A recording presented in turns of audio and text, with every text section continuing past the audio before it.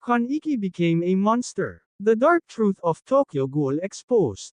You missed this. Kaneki's real transformation is horrifying. From human to monster, the tragic story of Ken Kaneki.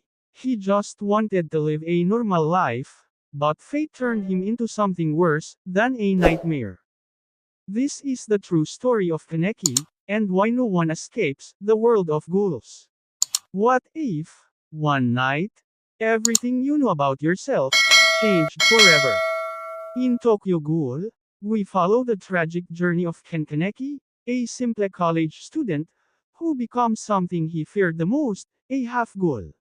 From his encounter with Rize Kamishiro, to his brutal transformation, this story is filled with pain, identity, and survival. Why did Kaneki break? What made him accept the darkness? And is he still human, or already a monster? Watch until the end, because this story will change how you see him forever. Don't forget to like, subscribe, share. Sa mundo ng Tokyo Ghoul, may mga nilalang na nabubuhay sa dilim. Hindi sila tao, at hindi rin sila hayop. Sila ay mga ghoul, kumakain ng tao para mabuhay. At dito nagsimula ang kwento ni Ken Kaneki. Isang simpleng estudyante, mahilig magbasa, at walang ideya na ang buhay niya ay magbabago sa isang gabi. Isang araw, nakilala niya si Rize Kamishiro.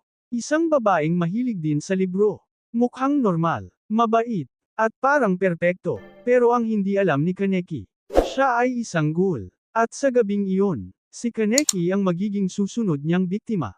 Pero sa gitna ng kaguluhan, isang aksidente ang nangyari. At sa halip na mamatay, si Kaneki ay nabuhay, ngunit hindi na bilang tao. Nagising siya sa ospital, na may kakaibang pakiramdam. Hindi na siya makakain ng normal na pagkain. Hindi na siya pareho dati. Dahil sa transplant, dala niya ang laman ni Rize. At doon nagsimula ang kanyang bangungot.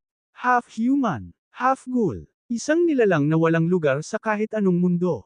Dito pumasok si Tuka Kirishima, na nagdala sa kanya sa Antaiko, isang lugar kung saan ang mga ghoul ay sinusubukang mamuhay ng tahimik.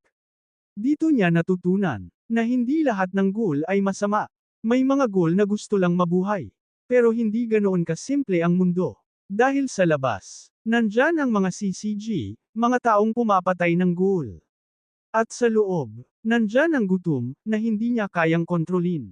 Habang lumilipas ang panahon, unti-unting nasisira si Kaneki. Hindi lang pisikal, kundi pati ang kanyang isip. At dumating ang pinakamadilim na bahagi ng kanyang buhay. Nang siya ay makuha ni Jason. Dito, sinimulan ang kanyang torture. Araw-araw, sakit, takot, at pagkawala ng pag-asa. Hanggang sa isang punto, may nagbago sa kanya. Hindi na siya ang dating mahina. Hindi na siya ang dating takot. Tinanggap niya ang kanyang pagiging ghoul. At sa sandaling iyon, isinilang ang isang bagong Kaneki.